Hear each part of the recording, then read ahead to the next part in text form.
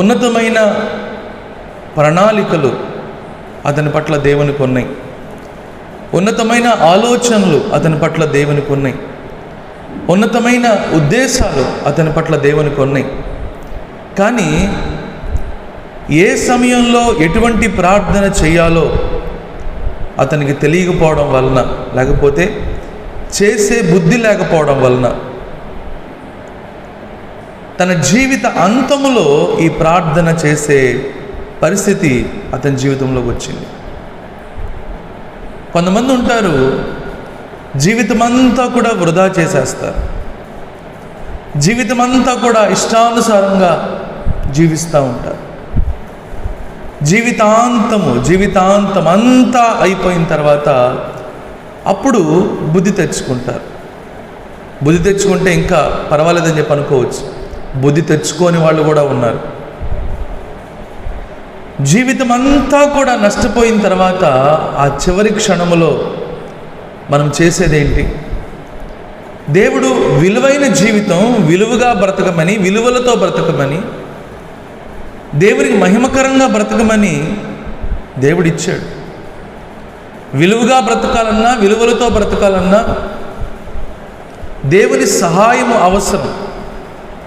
దేవుని సహాయం లేకుండా ఏ ఒక్కరు కూడా దేవుని యొక్క విలువలతో విలువైన జీవితాన్ని జీవించలేరు.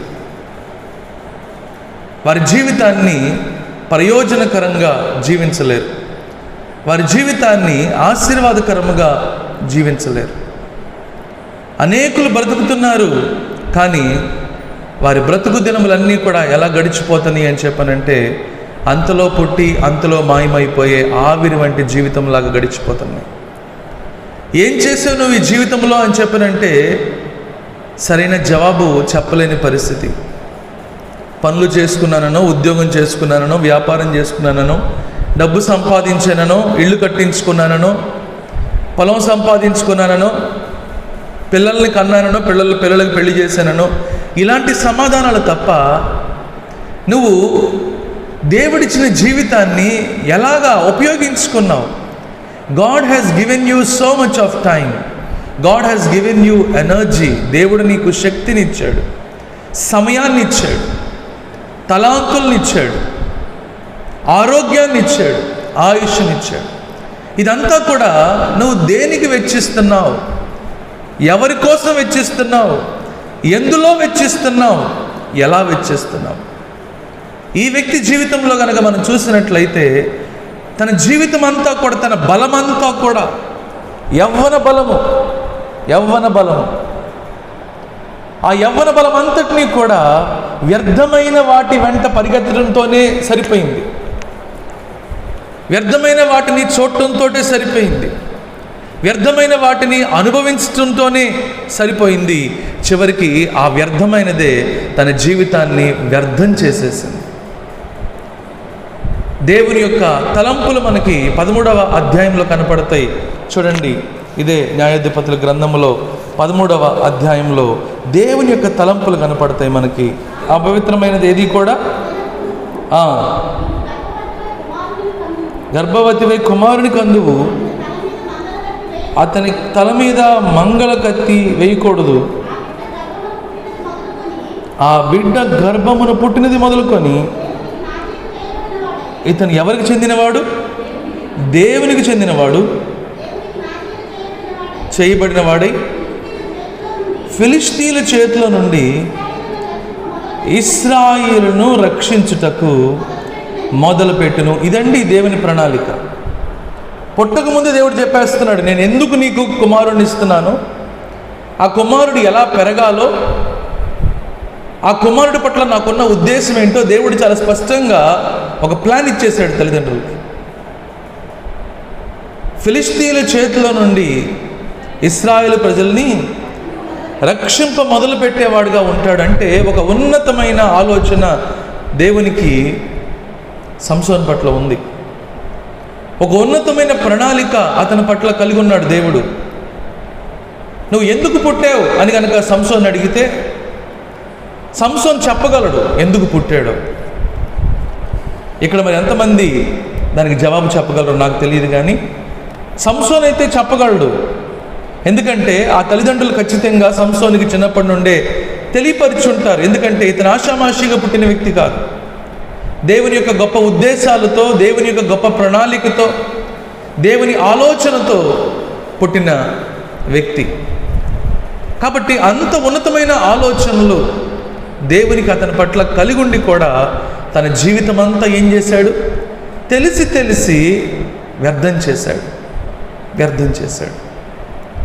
దేవుడు ఎందుకు పిలిచాడో, దేవుడు ఎందుకు ఈ జీవితాన్ని ఇచ్చాడో, దేవుడు ఎందుకో ఈ బలం ఇచ్చాడో, ఇవన్నీ కూడా తెలిసి తన జీవితాన్ని ఏం చేశాడు? వ్యర్థం చేశాడు. దేవుని వాక్యంలో రాయబడి ఉన్న మాట, యోహాను రాసిన పత్రిక మొదటి పత్రికలో 2వ అధ్యాయంలో కనుక మనం చూస్తే, లోకమునైనను లోకములో ఉన్న వాటినైనను లోకములో ఉన్న వాటినైనను ప్రేమింపకుడి, ఎవడైనను లోకమును ప్రేమించిన ఎడల తండ్రి ప్రేమ వానిలో ఉండదు. దేవుని పని చేయాలి అని చెప్పనంటే, in order to fulfil the purpose of God, you need to have love for God and reverence for God. దేవుని పని చేయాలి అని చెప్పనంటే, దేవునికి ఉపయోగకరంగా బ్రతకాలి అని చెప్పనంటే, దేవుని పట్ల ప్రేమ ఉండాలి, దేవుని పట్ల గౌరవం ఉండాలి, దేవుని పట్ల భయభక్తులు ఉండాలి. కానీ ఎవరైతే లోకాన్ని ప్రేమిస్తారో, లోకంలో ఉన్న వాటిని ప్రేమిస్తారో, వాళ్ళల్లో ఏముండదంట? తండ్రి ప్రేమ ఉండదంట. అంటే దేవుని పట్ల ప్రేమ ఉండదంట. కాబట్టి దేవుని చిత్తమును గురించి అలాంటి వారు ఆలోచించరు, దేవుని సంతోషపరచడాన్ని గురించి వాళ్ళు ఆలోచించరు, దేవుడు ఏం చేయమంటున్నాడో దాని గురించి వాళ్ళు ఎంత మాత్రం కూడా ఆలోచించరు.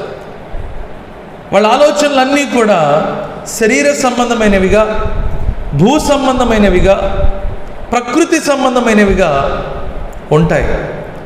వారి జీవితం అంతా కూడా వీటి చుట్టూ తిరుగుతుంది కనుక వారి జీవితం అంతటిని ఏం చేస్తారు? వ్యర్థం చేస్తారు. గమనిస్తున్నారా?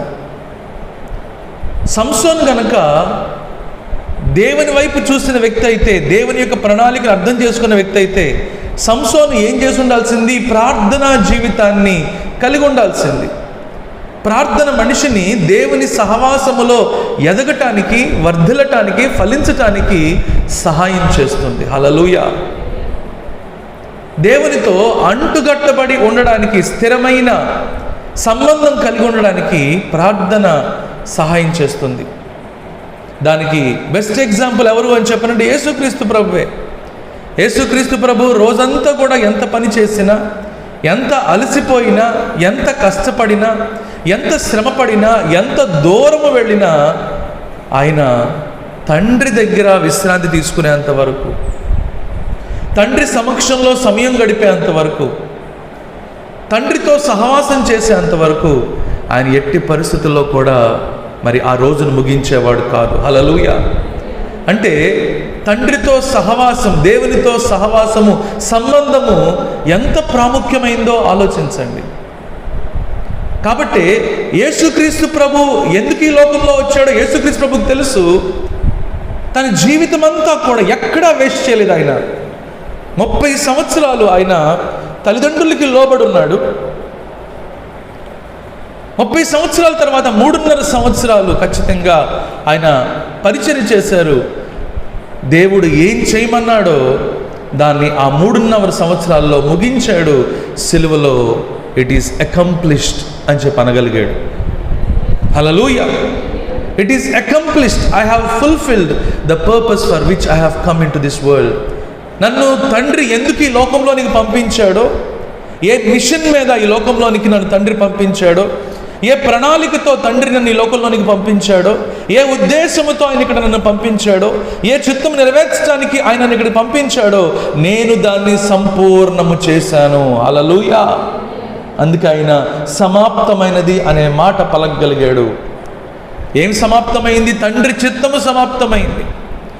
ఏమి సమాప్తమైంది? యేసుక్రీస్తు ప్రభు ఎందుకు ఈ లోకంలోనికి వచ్చాడో ఆ పని సమాప్తమైంది. ఏమి సమాప్తమైంది? ప్రభువును గురించిన ప్రవచనాల యొక్క నెరవేర్పు సమాప్తమైంది. రక్షణ కార్యము సమాప్తమైంది. హల్లెలూయా.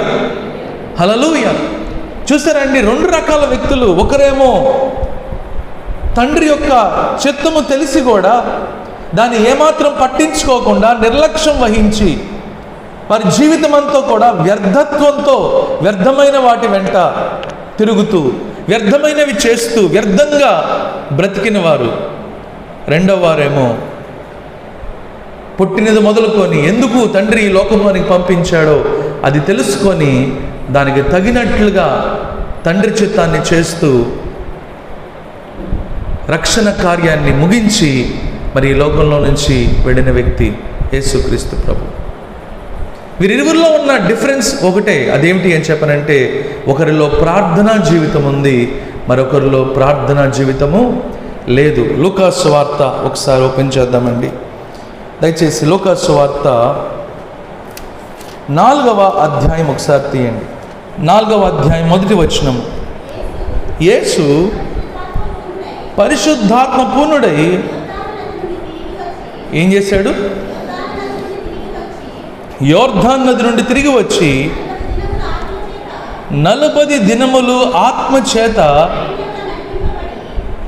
అరణ్యంలోనికి నడిపింపబడి అపవాది చేత శోధింపబడెను.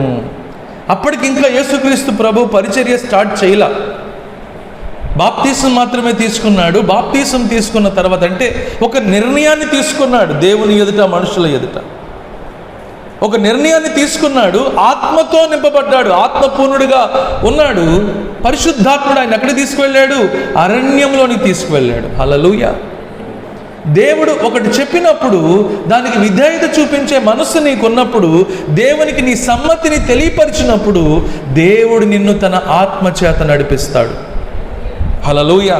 నువ్వు దేవునికి సమ్మతించకుండా, దేవుని మాటకు విధేయత చూపించకుండా దేవుని ఆత్మ చేత నువ్వు నడిపించబడలేవు. దేవుని మాటకు విధేయత చూపించే మనసు ఉండాలి. దేవుని మాటతో అగ్రీ అవ్వాలి. అది సమ్మతించడము అని చెప్పనంటే టు అగ్రీ.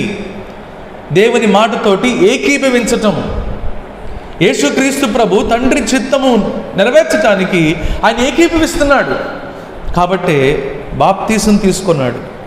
బాప్తీసం తీసుకొని ప్రజలందరి ఎదుట మరి ఆయన తన అంగీకారాన్ని తెలియపరుస్తున్నాడు.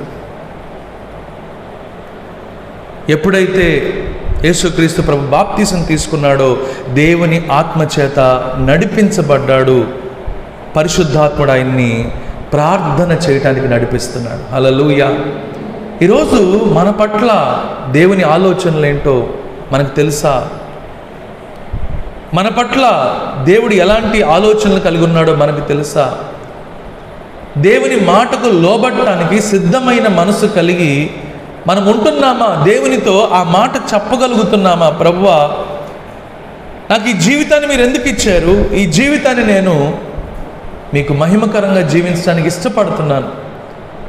ఎందుకైతే నన్ను మీరు ఈ లోకంలోనికి పంపించారో ఆ ఉద్దేశము నా పట్ల నెరవేరినట్లు నేను ఇష్టపడుతున్నాను, సిద్ధపడుతున్నాను అని చెప్పే మనసు కనుక మనకు ఉంటే అప్పుడు దేవుడు మనల్ని నడిపిస్తాడు.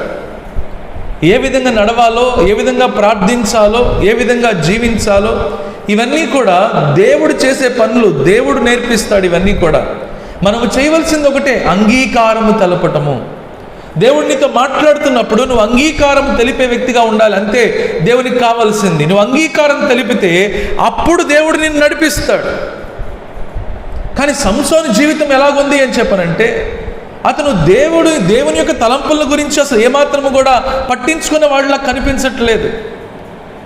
దేవుని యొక్క ఉద్దేశాల గురించి ఆలోచిస్తున్న వాళ్ళ కనిపించట్లేదు. దేవుని యొక్క చిత్తమును గురించి ఏమాత్రము లక్ష్యం ఉన్నవాడిగా కనిపించట్లేదు. అదే యేసుక్రీస్తు ప్రభు జీవితాన్ని కనుక చూస్తే లూకా సువార్త 2వ అధ్యాయంలో అద్భుతమైన మాట ఆయన చిన్నప్పుడే మాట్లాడాడు.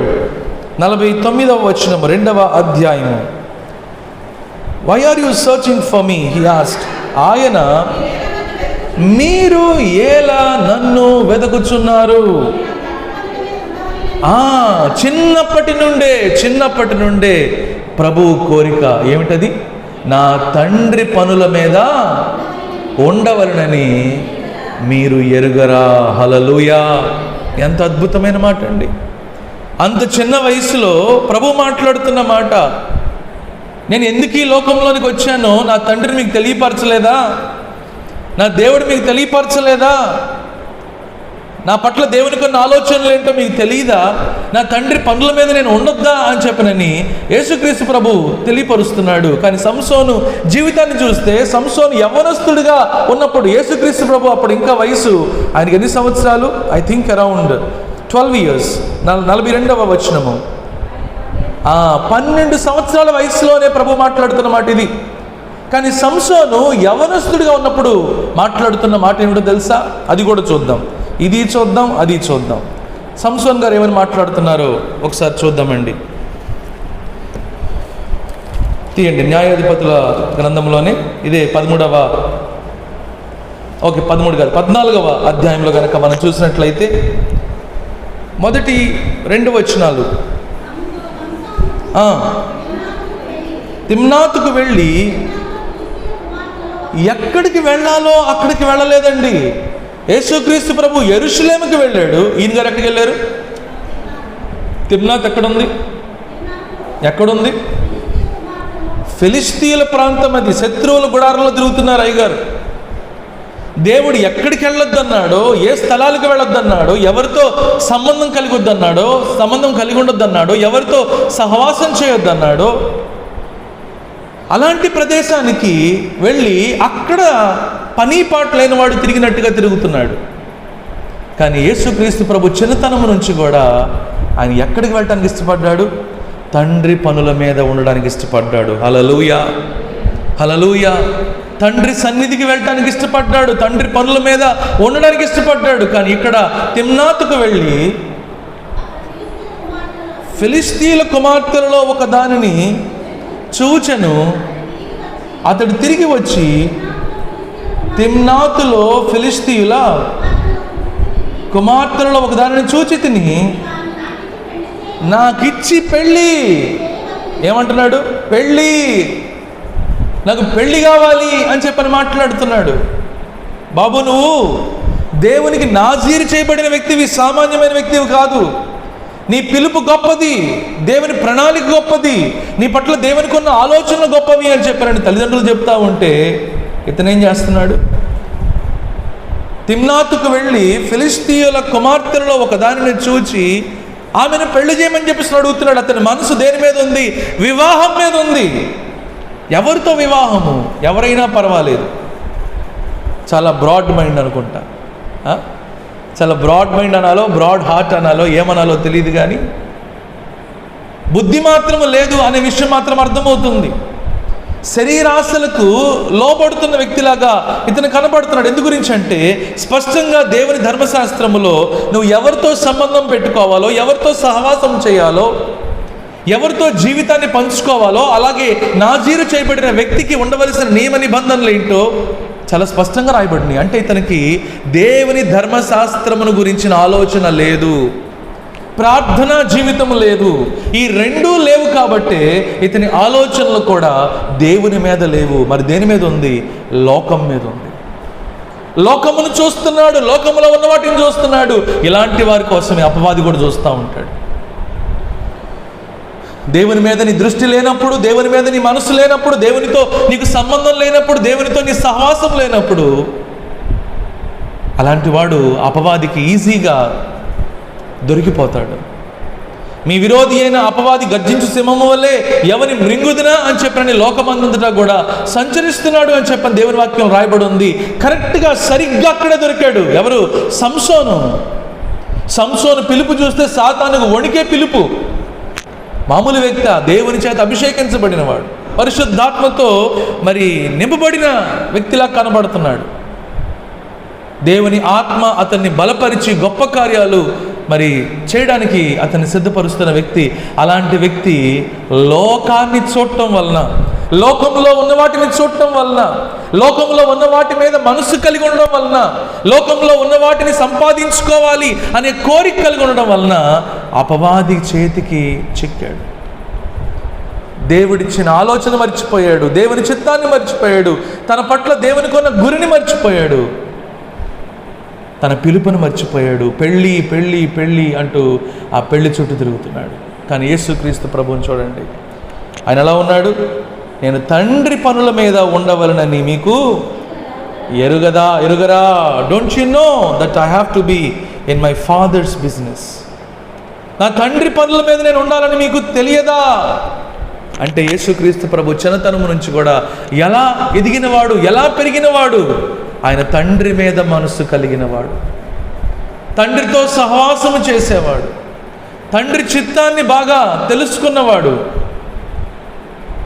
తండ్రిని సంతోషపరచాలి అనే మనసు కలిగి ఉన్నవాడు. అందు గురించి అని యేసుక్రీస్తు ప్రభుని గురించి చెప్పబడిన మాట, this is my son whom I love, with him I am well pleased. ఇదిగో నా ప్రియకుమారుడు, ఇతని యందు నేను ఆనందించున్నాను. ఎందుకు ఆనందిస్తున్నాడు తండ్రి? ఎందుకు ఆనందిస్తున్నాడు అని చెప్పారంటే, యేసుక్రీస్తు ప్రభు మనసంతా, యేసుక్రీస్తు ప్రభు హృదయం అంతా, యేసుక్రీస్తు ప్రభు ఆలోచన అంతా ఎవరి మీద ఉంది? తండ్రి మీద ఉంది. ఈరోజు అడుగుతున్నాను, ప్రియ సహోదరుడా, ప్రియ సహోదరి, నీ ఆలోచన ఎవరి మీద ఉంది? నీ మనసు దేని మీద ఉంది? నీ హృదయం అంతా దేంతో నిండి ఉంది? నువ్వు చెప్పగలవా ధైర్యముగా నిన్ను బట్టి తండ్రి సంతోషిస్తున్నాడు అని? ఇదిగో నా ప్రియకుమారుడు, ఇతని యందు నేను ఆనందిస్తున్నాను అనే మాట దేవుడు మీ గురించి, నా గురించి చెప్పగలడా? ఎవరైతే తండ్రిని సంతోషపెట్టే మనసు కలిగి ఉంటారో అలాంటి వారిని బట్టి దేవుడు ఆ మాట మాట్లాడతాడు. యేసుక్రీస్తు ప్రభు మనుషుల్ని సంతోషపెట్టాలని జీవించలేదు ఈ లోకంలో, తండ్రిని సంతోషపెట్టాలని జీవిస్తున్నాడు. హల్లెలూయా, హల్లెలూయా. 30 సంవత్సరాల వయసులో బాప్తీసం తీసుకున్నాడు. తండ్రికి సంపూర్ణంగా తనను తాను అప్పగించుకున్నాడు. తండ్రి చిత్తాన్ని తనను తాను సంపూర్ణంగా అప్పగించుకున్నాడు. పరిశుద్ధాత్మ నడిపిస్తున్నాడు. నువ్వు దేవునితో సమ్మతిస్తే, నువ్వు దేవుని మీద మనసు పెట్టుకుంటే, దేవుని పట్ల నువ్వు ఆలోచన కలిగి ఉంటే, దేవుని ఘనపరచాలి అనే మనసు నీకుంటే, దేవుని చిత్తము చేయాలి అనే ఆలోచన నీకుంటే, నిన్ను దేవుడు నడిపిస్తాడు. హల్లెలూయా. లేకపోతే ఎవరు నడిపిస్తారు? అపవాది నడిపిస్తాడు. దేవుడిని ఎక్కడ నడిపిస్తాడు? ప్రార్థనలోకి నడిపిస్తాడు. పరిశుద్ధాత్మ ఎక్కడ నడిపిస్తున్నాడు? ప్రార్థనలో నడిపిస్తున్నాడు యేసుక్రీస్తు ప్రభువుని. ఎందుకండి ఒక వ్యక్తి లోకాన్ని జయించాలంటే, ఒక వ్యక్తి శరీరాన్ని జయించాలి అంటే, ఒక వ్యక్తి అపవాదిని జయించాలి అని చెప్పనంటే ప్రార్థనా శక్తి తప్ప వేరొక శక్తి లేదు. హల్లెలూయా. దేవుని శక్తిని పొందుకునేవారుగా ఉండాలి. మరి అదేంటండి? యేసుక్రీస్తు ప్రభు దేవుడే కదా, కరెక్టే, దేవుడే. But he was fully man and he was fully God. ఆయన బలహీనమైన శరీరమును ధరించుకున్నాడు. ఆయన మానవ శరీరాన్ని ధరించుకున్నాడు. ఆయన మనలో ఒకని వలె, బలహీనమైన సహోదరులలో ఒకని వలె ఆయన పాలు పంపులు పొందుకున్నాడు ఆయన. కాబట్టి తండ్రి మీద ఆధారపడుతున్నాడు. ఆయన ఒక మాదిరిని చూపిస్తున్నాడు ఆయన మనకు కూడా. నేను ఏ రీతిగా అయితే తండ్రి చిత్తం నెరవేర్చడానికి, తండ్రిని సంతోషపరచడానికి, తండ్రితో ఇటువంటి అనుబంధము, సంబంధము, సహవాసము కలిగి ఉన్నానో, మీరు కూడా తండ్రి చిత్తము నెరవేర్చాలి అని చెప్పనంటే, తండ్రిని సంతోషపరచాలి అని చెప్పనంటే తండ్రితో సత్సంబంధము కలిగి ఉండాలి, తండ్రితో సహవాసము కలిగి ఉండాలి. హల్లెలూయా. అరణ్యంలో ఏం చేశాడు ఆయన? చదవండి. అరణ్యంలో ఏం చేశాడు ఆయన? అపవాది చేత శోధింపబడుచుండెను. ఇక్కడ 2 విషయాలు జరిగినాయండి. 2 విషయాలు జరిగినాయి. మొట్టమొదటి విషయం ఏంటి అని చెప్పనంటే, he fasted and prayed for 40 days. 40 రోజులు ఆయన ఉపవాసం ఉన్నాడు. దేవుడు ఎప్పుడు కూడా మనం భరించలేనిది మన మీదకి రానివ్వడు. గమనిస్తున్నారా? తన బిడ్డల మీదకి భరించలేనిది రానివ్వడు ఎప్పుడు కూడా. యేసుక్రీస్తు ప్రభు ప్రార్థనతో సిద్ధపడుతున్నాడు, ప్రార్థనతో బలపడుతున్నాడు, ప్రార్థనతో శక్తిని పొందుకుంటున్నాడు. అప్పుడు అపవాది శోధిస్తూ ఉన్నాడు. దేంతో శోధిస్తున్నాడు తెలుసా? శరీరాశ, నేత్రాశ, జీవపుడము. ఒక్క మాటలో చెప్పాలంటే లోకము చేత శోధించబడుతున్నాడు. యేసుక్రీస్తు ప్రభు తండ్రి చిత్తాన్ని నెరవేర్చాలి అని చెప్పనంటే లోకాన్ని జయించాలి. He has to conquer the world. ఒక వ్యక్తి తండ్రి చిత్తాన్ని నెరవేర్చాలి అని చెప్పనంటే లోకాన్ని జయించాలి. ఆ లోకాన్ని జయించే పనిలోనే యేసుక్రీస్తు ప్రభు ఏం చేస్తున్నాడు? 40 రాత్రులు 40 పగళ్ళు ఏం చేస్తున్నాడు? ఆయన ఉపవాసం ఉండి ప్రార్థన చేస్తున్నాడు ఏకాంతముగా. ఈరోజు కనుమరుగైపోతుంది, చాలా తక్కువగా కనపడేది ఏమిటంటే ఏకాంత ప్రార్థన. గ్రూప్ ప్రేయర్స్ బాగానే ఉంటాయి కొంతవరకు, కానీ ఏకాంత ప్రార్థన చాలా తక్కువ మంది చేస్తూ ఉంటారు. ఏకాంత ప్రార్థన చాలా శక్తివంతమైంది. ఎందు గురించి అంటే వాక్యంలో రాయబడిన మాట, నా సొంత మాటలు కాదు, వాక్యంలో రాయబడిన మాట. నువ్వు గదిలోనికి వెళ్ళి తలుపు వేసుకొని రహస్యమందు నిన్ను చూచున్న నీ తండ్రికి ప్రార్థన చేయి. హల్లెలూయా.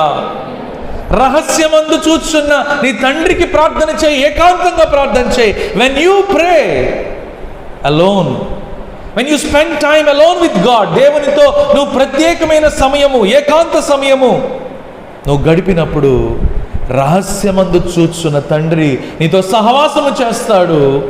అంత మాత్రమే కాదు, బాహాటముగా నీకు జవాబిస్తాడు. హల్లెలూయా, హల్లెలూయా. కాబట్టి మనం ఏం చేయాలి? ఏకాంత ప్రార్థన అలవాటు చేసుకోవాలి. ఒక తండ్రితో మాట్లాడినట్లుగా, ఒక స్నేహితునితో మాట్లాడినట్లుగా మనము కూడా దేవునితో మాట్లాడటము అలవాటు చేసుకోవాలి. ప్రార్థన చేయడము అని చెప్పనంటే మీరు చెప్పగలగాలి, నేను మాట్లాడాను, నా తండ్రితో నేను మాట్లాడొచ్చాను అనే లెవెల్కి రావాలి. హల్లెలూయా. అప్పుడే మీరు ప్రార్థన ఎంజాయ్ చేయగలుగుతారు. లేకపోతే ప్రార్థన తలనొప్పిగా ఉంటుంది, ప్రార్థన విసుగుదలగా ఉంటుంది, ప్రార్థన కష్టంగా ఉంటుంది, ప్రార్థన భారంగా ఉంటుంది, ప్రార్థన ఆచారముగా ఉంటుంది. ఉందా ఈరోజు అనేకులకు అలాగే? ప్రార్థన చేసేవా తమ్ముడు? అబ్బా లేదండి. ఎందుకు చేయలేకపోయావు? అబ్బా కుదరలేదండి. నీకు ఇష్టమైన వారితో మాట్లాడకుండా ఉంటావా? నీ తల్లిదండ్రులతో మాట్లాడకుండా ఉంటావా? ఉండవు. ఎందు గురించి? వాళ్ళతో నీకు సంబంధం ఉంది, వాళ్ళతో నువ్వు మాట్లాడతావు. కానీ దేవుని దగ్గరికి వచ్చేటప్పటికల్లా నువ్వు మాట్లాడుతున్న ఫీలింగ్ నీకు లేదు. నీకు ఎలా ఉంది అని చెప్పనంటే అదేదో గోడతో మాట్లాడినట్టుగానో, గాలితో మాట్లాడినట్టుగానో, ధూళితో మాట్లాడినట్టుగానో ఉంది తప్పితే నీకు దేవునితో మాట్లాడినట్లుగా ఆ అనుభవము నీకు లేదు. మనం ప్రార్థించినప్పుడు అటువంటి అనుభవాన్ని మనం కలిగి ఉండాలి. దేవుడిస్తాడు, నీ ఆసక్తిని బట్టి దేవుడిస్తాడు. ఇది ఒక రోజులో వచ్చేది కాదు, 2 రోజుల్లో వచ్చేది కాదు. కానీ నువ్వు ప్రార్థన చేయడం అభ్యసించినప్పుడు, యథార్థముగా నీ మనసును దేవుని ఎదుటికి తెరుస్తున్నప్పుడు నీకు తెలియకుండానే దేవుడు నడిపిస్తాడు. హల్లెలూయా. అప్పుడు యేసు ఆత్మ బలముతో he received the power of God. దేవుని యొక్క శక్తిని పొందుకున్నాడు. లోకాన్ని ఎప్పుడైతే జయించాడో ప్రార్థనతోటి శక్తిని పొందుకున్నాడు. ఆ శక్తితోటి తండ్రి చిత్తాన్ని నెరవేర్చాడు. హల్లెలూయా, హల్లెలూయా.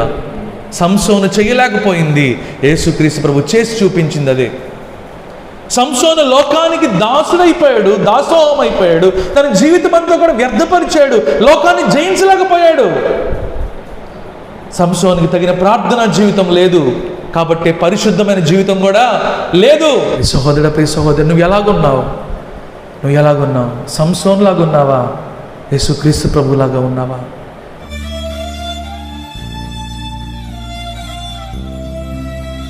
మహాపరిశుద్ధుడా, సర్వశక్తి కలిగిన దేవా, మీకు స్తోత్రం. ఎంతో సూటిగా స్పష్టంగా మాతో మాట్లాడారు.